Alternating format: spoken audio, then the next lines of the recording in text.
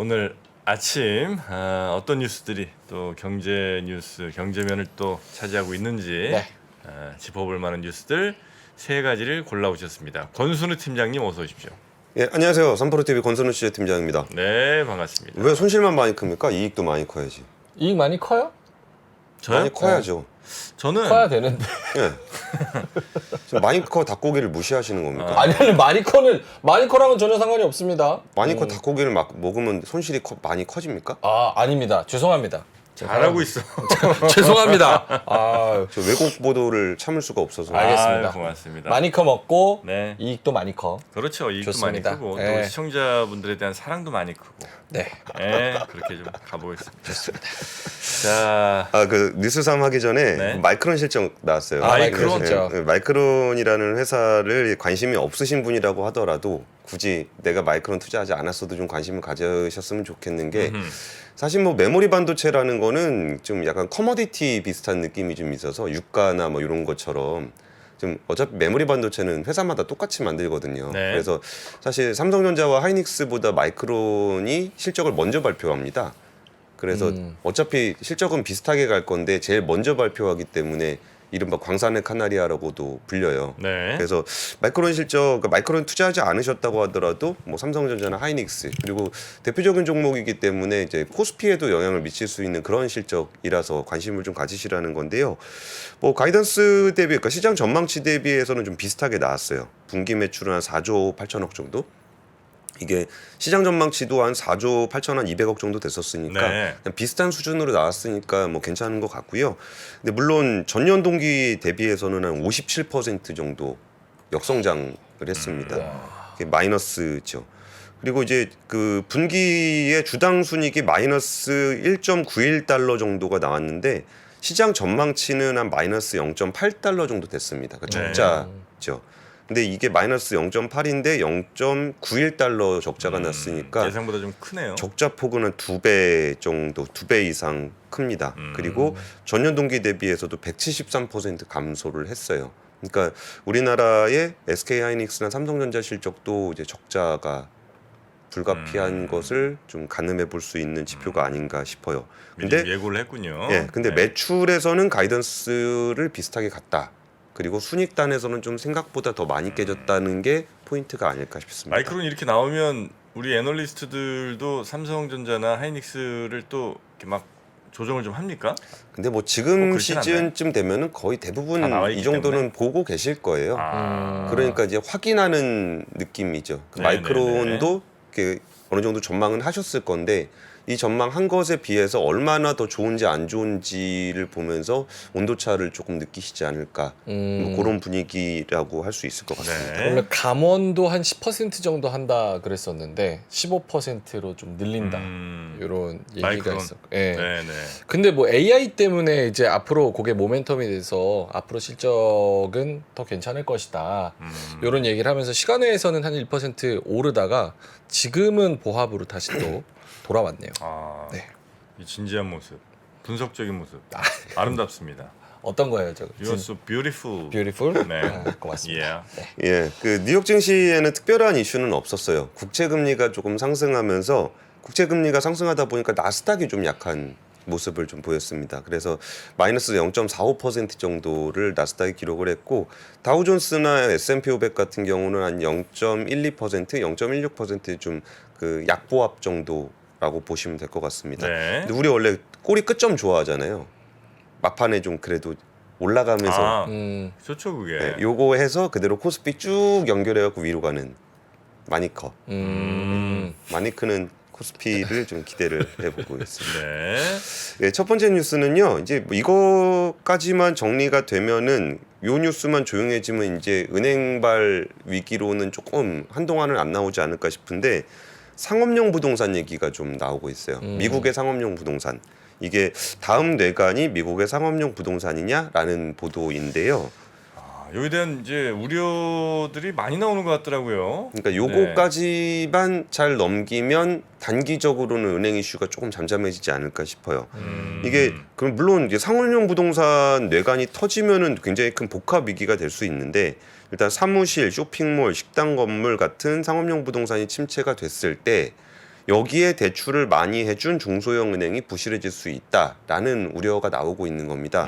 근데 이게 보통 어떤 방식으로 이렇게 분석을 하게 되냐면은 중소형 은행 쪽에 이제 위기가 발생을 했잖아요. SVB 같은 네. 경우에.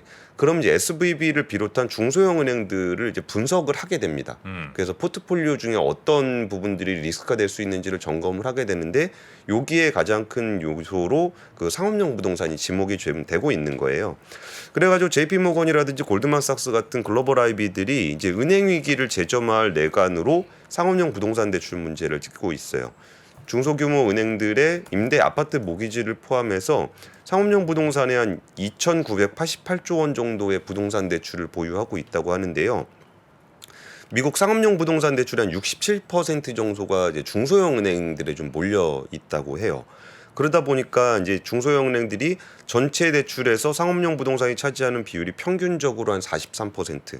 그러니까 전체 대출에서 상업용 대출이 43% 정도를 차지하고 있다 보니까 중소형 은행 어디 한 곳 딱 잡아갖고 니네 대출 뭐야 이렇게 보면 절반은 상업용 부동산이라는 거예요. 그렇죠. 근데 대형 은행 같은 경우는 한 13% 정도. 상업용이 예. 중소가 되게 많이 좀 빌려줬군요. 그렇죠. 그러니까 혹시라도 이제 상업용 부동산 쪽에서 리스크가 발생을 하게 되면은 뭐 대형 은행이야 뭐 어떤 리스크든 좀 분산이 많이 돼 있는데 중소은행들이 좀 이 부분에 대해서 좀 높더라. 그런 게 있고요. 그리고 이제 전반적으로 지금 기업들이 인력 감축들을 많이 하고 있잖아요. 네. 그러다 보니까 공실률이 좀 높아지면서 사무용 부동산 가격이 좀 떨어지고 있는 상황이라고 합니다.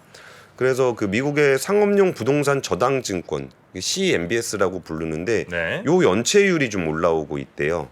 골드만삭스가 분석한 거에 따르면 올해 2월 기준으로 CMBS의 연체율이 3.14%인데 이게 1월에 2.94%에 비해서 0.18%포인트 좀 오른 겁니다.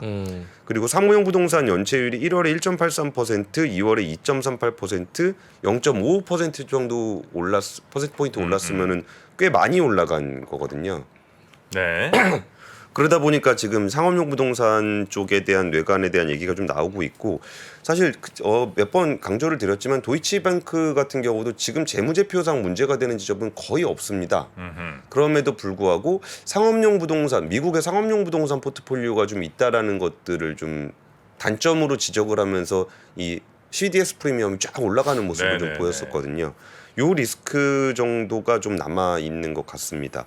그리고 이제 실리콘밸리 쪽에서는 그러니까 뉴욕타임즈 보도인데요. 네. 이게 그 실리콘밸리 은행이 좀 어려움을 겪다 보니까 요 지역을 중심으로 해서 스타트업들 많이 있는데 네. 여기에 대한 자금 조달이 좀 잘 안 되게 되면은 그러니까 실리콘밸리 은행처럼 망하진 않을 건데 아무래도 그 동네 은행들이 스타트업들에 대한 대출 태도가 조금 경직적이 될 수가 있잖아요. 그렇게 되겠죠. 네. 그럼 그렇게 되는 것들에서 오는 위기도 가능성에 대해서 뉴욕타임즈에서 스타트업들 뭐 자금 경색되고 돈 안 돌고 그래서 망한다거나 뭐 이렇게 되는 경우들이 좀 나오지 않겠냐? 그러니까 뭐 이거를 데이터로 얘기할 수는 없다 보니까 그냥 표현을 그렇게 쓰고 있습니다. 실리콘밸리 전역의 불안과 두려움이 더 커졌다.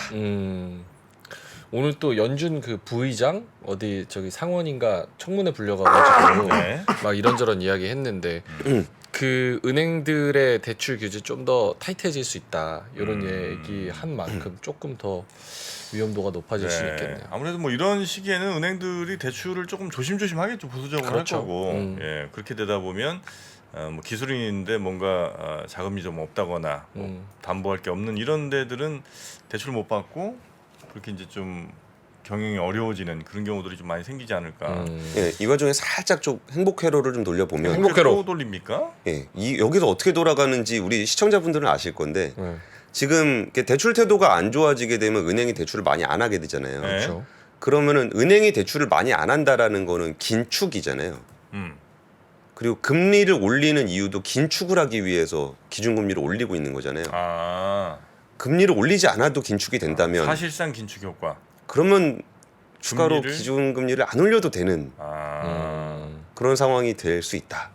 그러면 또 뭔가 증시에는 훈풍이 불지 않겠냐 이런 이제 회로를 돌려본다 이거죠. 그리고 이제 뭐 올해 안에 뭐 금리 인하도 가능하지 않겠냐까지 가면 좀 많이 나가는 거고. 네. 좀 그런 행복 회로들이 좀 돌아가면서 네. 패드와치나 이런 데를 중심으로 해서 그 향후에 금리 어느 정도 올릴지를 예측을 하잖아요. 근데 이런 상황들이 이어질 때 패드와치에서 금리가 뭐 50bp 올리는 거에 대한 비율이 25bp로 낮아지고 25bp 비율이 뭐 제로로 낮아지고 뭐 이런 흐름들을 조금 보이고 있습니다. 네. 그 일반 개인에 대한 예금 보호 같은 거에 뭐 25만 달러 우리나라 5천만 원 이런 거 해주지만 아마 상업용 부동산 같은 거는 그런 거에서 좀 예외겠죠? 그런 거를 해주진 않을 것 같은데. 상업용 부동산은 대출이고요. 그러니까 이제 뭐 대출이긴 한데 뭐 예를 들어 대출을 좀 언제까지 좀 뭐 돈을 덜 늦게 갚는 걸 좀 이렇게 좀 연기를 해준다거나. 약간 느슨하게. 네, 그렇게 뭐 정부에서 무슨 정책을 내놓는다든가 이런 건 없겠죠.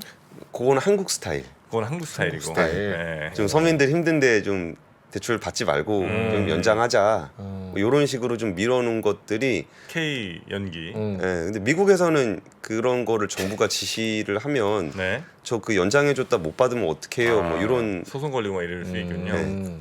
그래서 한국에서는 그게 약간 좀 리스크 요인으로 좀 있긴 있습니다. 그 팬데믹 이후에 뚜껑이 아직 안 열려 있는 대출들 계속 연장을 해주다 보니까 이게 부실이 돼 있는지 안 돼 있는지 모르는 대출들이 조금 있어요. 그래서 근데 워낙 지금 은행들의 건전성이 좋기 때문에 뭐 네. 그 정도 흡수는 뭐 크게 문제는 없을 것 같습니다. 알겠습니다. 근데 그렇게 안 좋은 뉴스 나온다고 하는데도 결국 미국은 소비로 돌아가는 나라잖아요. 근데 오늘 또 나온 소비자 신뢰 지수는 여러 안 좋은 악재에도 3개월 만에 반등해서 예상외로 굉장히 잘 나왔다. 이런 소비자 얘기가 심리 지수. 네, 신뢰 지수. 신뢰 지수. 네, 컨퍼런스 보드에서 나온 거. 네. 그런 얘기가 있습니다. 좋습니다. 네. 자, 그러면 두 번째 뉴스도 가보겠습니다. 두 번째 뉴스는 러시아 경제 지금 굉장히 어렵다는 얘기가 월스트리트 저널에서 좀 보도가 좀 됐어요. 이게 그 루블화 가치가 지난해 11월 이후에 20% 하락했고 가을에 한 30만 명 정도 징병을 했잖아요. 네. 그러다 보니까 노동력 부족이 나타나고 있다고 해요. 그리고 이제 경제적 불확실성이 크다 보니까 신규 투자 중단하고 있고 소비가 급감하고 있고 그러다 보니까 지난해 소매 판매 6.7% 줄었는데 2015년 이후에 최저치입니다. 근데 2015년이 어떤 해인지를 생각해 보면은 크림반도 침범만 다음에예요. 그러니까 정말 안 좋은 상황이라는 네네네. 거고 뭐 신차 판매가 62%가 줄었고 그러다 보니까 지금 러시아를 떠나 있는 러시아 중앙은행의 간부가 러시아 경제가 장기 침체기 들어간 것 같다라는 네. 분석을 하고 있어요. 그리고 이 위기의 가장 큰 원인 중에 하나로 사실 러시아는 석유와 천연가스 파는 나라거든요. 근데 여기 에너지 가격이 하락하면서 지금 되게 어려움을 겪고 있다는 거예요. 근데 초반에는 전쟁 나는 초반에는 에너지 가격 쫙 올라가지고 오히려 러시아 경제가 더 좋다라는 얘기를 좀 하고 있었어요. 근데 이게 유럽 국가들이나 이런 데가 이제 가격 상한제 도입했거든요. 네. 러시아 우랄유를 어느 이상으로 받지 말자. 그랬더니 지금 러시아가 지난달에 판매한 우랄유 원유 가격이 한 $50 정도 되는데 지금 국제 기준 브렌트유가 한 $80 정도 되거든요. 네. 그러니까 우랄유는 한 $50밖에 못 받는 거예요. 그 국제 표준에 비해서도. 그래서 지금 그 에너지 관련한 수입이 거의 절반 가까이 줄어들고 있는 상황이고 재정 수입도 굉장히 안 좋아지고 있고 지금 국부 펀드에서 돈 빌려 가지고 지출을 이어가고 있다고 해요. 우리나라로 따지면 기재부가 예산 쓸 돈이 없어서 국민연금을 땡겨오고 있다는 그런 뭐 KIC에 더 가깝긴 하겠지만 네. 그런 상황이라고 하고요. 그래서 지금 뭐 경제적으로는 생산이 좀 늘어나는 것처럼 보이는데 그게 이제 무기 생산하느라 쓴 거라 그럼 이게 경제 성장에 도움이 되는 생산이냐라는 얘기를 아까 지금 말씀드렸던 지금은 러시아를 떠나 있는 러시아 중앙은행 간부가 이거는 생산적인 성장이 아니어서 경제 발전을 시키는 것과는 좀 거리가 멀다. 그래서 수출 감소와 노동시장 공급 부족 문제를 해결하지 못하게 되면은 혹시 이 상황에서 물가를 자극할 위험이 있다. 공급이 제대로 되지 않으니까. 근데 지금 2월 물가 상승률이 한 11% 정도 된다고 해요.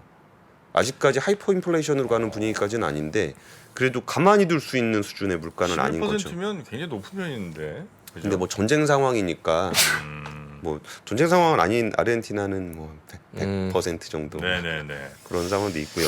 딱 이런 상황에서 이게 같이 나온 뉴스인데 네. 유럽연합이 천연가스 사용을 나라별로 15%씩 자발적으로 감축하자. 줄이자.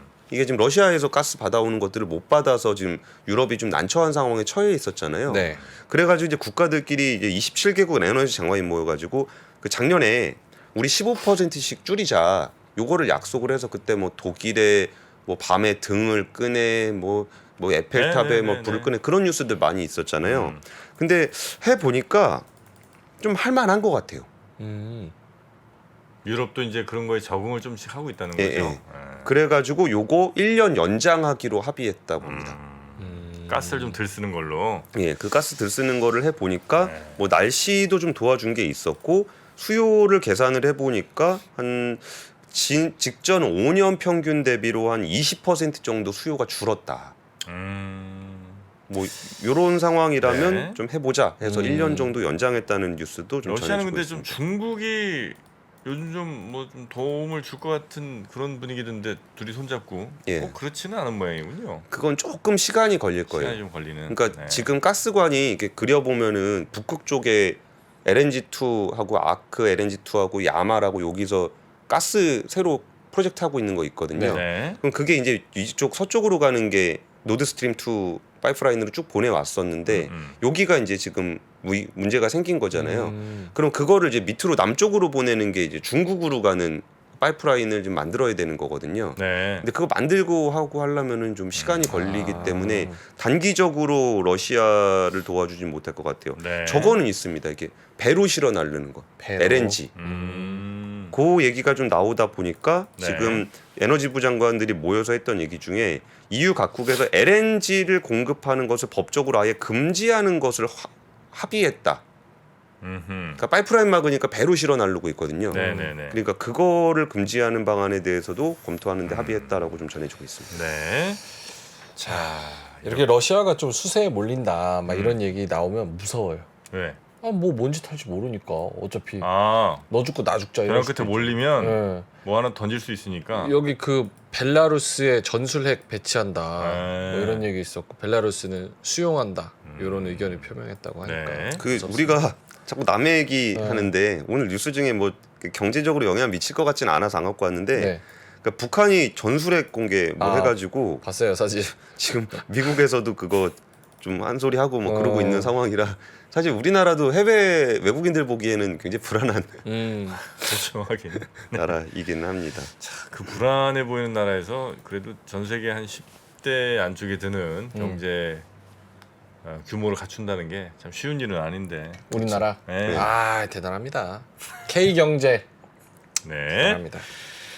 자, 그리고 세 번째 뉴스까지 가볼까요? 네, 세 번째 뉴스는 SK온이 3,757억 원의 신주 발행에 성공했다라는 뉴스예요. SK온. 예. 그러니까 배터리. 신주 발행에 성공했다는 그 네. 투자 유치를 했다라는 거죠. 이게 사실은 그 한 작년 11월에 한 1조 3,200억 정도를 조달하는 일종의 한투 컨소시엄으로부터 그 얘기를 받았어요. 그리고 그 당시에 작년 말에 투자금 한 8,200억 정도를 확보를 했거든요. 거기에 대한 후속 조치라고 좀 보시면 될 것 같고 여기에 더해서 사우디 최대 상업은행인 SMB의 자회사인 SMB 캐피탈이 한 1,300억 정도 또 투자를 한다고 해요. 네. 근데 이 뉴스가 생각보다 좀 의미가 좀 있습니다. 이게 그 어떤 의미가 있냐면은 우리나라 지금 배터리 회사들, 셀 회사들이 되게 잘하고 있잖아요. 근데 고민이 좀 있어요. 고민이 자금. 예. 워낙 이제 신규 투자할 것도 많고 예. 공장도 지어야 되는데 예. 돈이 좀 부족하군요. 그렇죠. 이거 만들어서 이렇게 계속 팔면 네. 되는데 그러니까 매출도 잘 나오고 이익도 잘 나오는데 살 때는 많은데. 예. 그리고 뭐 주문은 계속 들어오고 네. 주문을 들어오려면 공장을 져야 되니까 공장 짓고 나면 그 몇 년 동안 또 이게 계속 돈을 벌잖아요. 그러면 되는데 당장 들어가는 돈이 좀 막혀 있는 거예요. 네. 그래가지고 지금 JP모건 같은 경우에 이제 그 SK온에 대한 보고서를 썼을 때 여기에 좀 우리나라가 좀 혜택을 받을 수 있는 게 미국의 첨단 제조 생산 세액공제 AMPC라는 게 있어요. 그러니까 미국 정부에서 거의 그 기준금리로 대출, 국채금리로 대출해주는 서비스 있습니다. 요거 해가지고 한 9천억 정도의 혜택을 또 받을 수 있을 것이다라 그러고 SK온 같은 경우도 이제 그 실적 발표를 할 때 AMPC 관련해서 25년까지 한 4조 원 정도 혜택을 볼 수 있을 거다. 그러니까 이런 얘기를 지속적으로 하는 이유가 재무적으로 좀 녹록치 않기 때문에 그래요. 그리고 이게 투자자분들 입장에서는 굉장히 좀 이렇게 불편하게 들으실 수도 있는 얘기인데 네. 이게 왜 이런 상황이 연출이 됐냐면은 LG 엔솔이 물적 분할로 상장했잖아요. 네. 그래가지고 엄청나게 비난을 많이 받았고 예. 실제로 투자자들한테도 이제 좀 많은 상처를 줬잖아요. 근데 그때 한 10조 이상 공모 시장에서 자금을 받았거든요. 그러니까 그걸로 지금 짓고 있는 거예요. 아, 엔솔이. 예. 아, 그러니까 돈 이제 받아서. 물건을 잘 팔아가지고 매출을 계속적으로 올리는 거는 앞으로 계속적으로 나올 거고 네. 그거는 이제 그 실적 발표 나오면 또 매번 나올 때마다 정리를 해드리고 있는데 막 수주건이 막 몇백 기가 계속 늘어나고 쌓여있으니까. 있거든요. 그러니까 앞으로 그게 계속적으로 팔릴 거다라는 거를 크게 의심할 필요는 없는데 당장 공장 짓는 돈 어떻게 할 거냐. 이 문제에 있어서는 이제 물론 조인트 벤처 같은 거 합니다. 자동차 회사 니네도 좀 내라. 네. 뭐 우리가 뭐 공장도 없는데 니네 위해서 공장 만들어줘야 되냐 이러면서 조인트 벤처 같은 거 잘 돼요. 그래서 그런 것들이 있긴 한데 엔솔은 그런 식으로 어쨌든 공모자금 10조 이상을 받았는데 아니 근데 예를 들어 엔솔이 10조를 받는다는 게 자 우리 주식 뭐 1억 주를 내놔요. 우리 1억 주를 이제 상장을 해요. 그럼 사람들이 10조 몰려서 샀어요. 예. 그렇지만 그 돈은 내가 돈 내고 샀지만 내 계좌에 있잖아요. 그러니까 예? 그 돈을 LG 엔솔이 가져가는 건 아닐 거 아니에요. 가져가죠. 주식 양치 아. 양치 한 번 더. 그거 설명해 드릴게요. 이게 뭐 우리 내 계좌를 시청자분들 내가 갖고 있잖아. 시청자분들도 모르실 수도 있으니까 이게 신주가 있고 구주가 있어요. 네. 그러면은 제가 주식을 가지고 있었는데 음. 제 주식을 정프로님이 샀어요. 음. 그러면 그 돈이 저한테 오겠죠. 전 주식을 팔았으니까. 내 계좌에 내 돈으로 있는 거 아니고 주식으로 있죠. 아 이걸 내가 팔아야 되는구나 참. 그 주식은 저한테 줬잖아요. 양치 한 번 더 하고 오시라니까. 아니 근데 잠깐만 어. 헷갈리네. 그 주식을 내가 샀죠. 제가 팔았죠. 제가 네가. 권 팀장이 파셨죠. 네, 그러면 돈이 저한테 있잖아요. 그렇죠. 그 돈이 거기가 있다고요. 그러니까 제가 팔았으니까. 아 그런가? 예. 그게 이제 아. 구주를 거래하는 건데 그러면은 그 돈이 회사로 가지는 않잖아요. 그렇죠. 저한테 갔잖아요. 네. 그러니까 그거는 구주를 파는 거는 회사에 투자금이 들어가는 게 아닌데 아니죠. 회사가 새로 주식을 발행해서 팔 때 네. 그거는 회사로 갑니다. 그래 새로운 주식을 만들었어요. 발행해서 팔 때. 예, 그러면 그 돈이 회사로 가죠. 아. 그래가지고 엔솔은 그때 10조 정도 받았는데 얘기가 좀 길어졌는데 SK온도 사실 그걸 하려고 했거든요. 그렇게 10조를 가져갔어요? 10조 이상 했죠. 뭐 100조 넘는 회사가 한 10% 정도 팔았으니까. 근데 SK도 그걸 하려 그랬다가 그 엔솔에서 엄청나게 비난을 많이 받고 물적 분할로 상장에 문제가 있다라는 걸 시장이 인식하고 나니까 엔솔은 그걸 못 하게 된 거예요. 하는 게 적합하지도 않고요. 그러다 보니까 자금 수여를 못 했습니다. 그래가지고 공장은 계속적으로 지어야 되는데 그 돈을 이제 그 IPO라는 거는 불특정 다수에게 신주를 파는 방식이고 네. 그게 안 되다 보니까 특정 소수에게 주식을 팔고 있는 거죠. 그래서 아까 좀 전에 뭐 사우디의 S&B 캐피탈이라든지 아니면 한투피, 이스트브리지 컨소시엄 이런 데다가 팔고 있는 그런 식으로 자금 조달을 하고 있는 거예요. 근데 이 얘기를 좀 더 드리자면은 얼마 전에 이제 나이스 신용평가에서 우리나라 배터리 회사하고 배터리 소재 회사에 대한 신용평가 보고서를 냈어요. 네. 그 내용이 뭐였냐면은 매출이 전년 대비 그러니까 2022년 기준으로 매출이 전년 대비 54.9%가 증가하고 이익이 76%가 증가를 했다. 그리고 2차 전지 소재 회사 같은 경우도 매출이 182%가 증가를 하고 이익이 190%가 증가를 했다. 그러니까 매출도 증가하고 그러니까 양적으로만 성장한 게 아니라 수익성도 개선되는 질적 성장을 동반해서 굉장히 고무적이다. 라는 얘기를 했고요.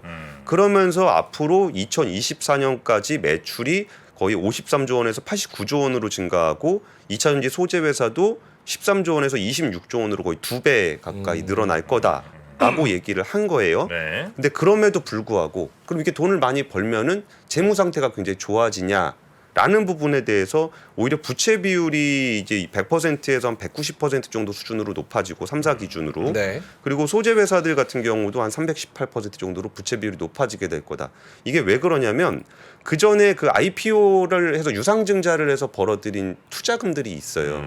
근데 그런 것들을 이제 소진하면서 지금까지 오고 있는 거라 그러면은 24년쯤 됐을 때 이제 부족 현금이면 들어온 거 나간 거 하는 캐시플로우를 얘기하잖아요. 네. 그랬을 때 3사 합산으로는 28조 원, 2차 전지 소재 3사를 더하면 8조 원 정도의 부족 현금이 추산이 된다. 그러니까 들어오고 나가는 현금을 계산해 봤을 때 그렇다는 거예요. 이익은 계속 많이 나고 있는데.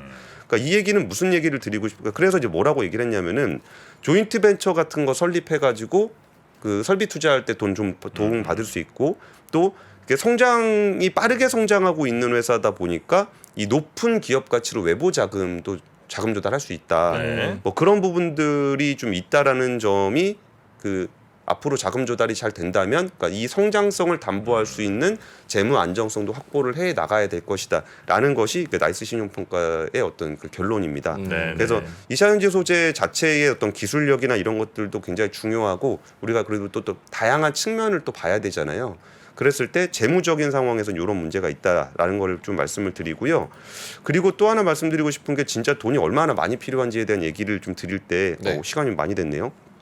얼마 전에 SK온이 이제 3사가 함께 해서 거린메이 중국의 거린메이하고 에코프로 머트리얼즈하고 SK온하고 해갖고 한 1조 2천억 원 정도 들여서 새만금에다 전구체 공장을 지어요.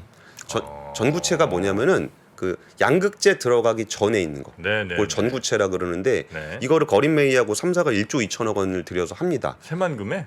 예. 그러면 전구체, 양극재는 에코프로이 만들겠죠. 네. 그럼 그 만든 양극재는 SK온이 가져다가 배터리를 만들잖아요. 그럼 이 공장도 만드는데 또 투자를 한 거고요.